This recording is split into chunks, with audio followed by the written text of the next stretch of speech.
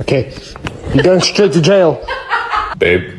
Hey, babe. Hello? It's like I don't even exist. All right, well, I'm just gonna do that. Nathan! That wasn't me. It was Asteroid Destroyer. Oh, it's okay, baby. It was me. It was Are me. you kidding me?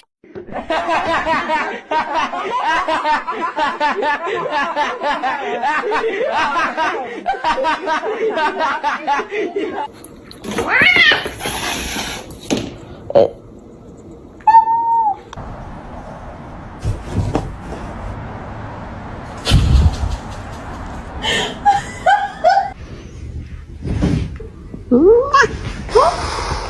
Name is John C.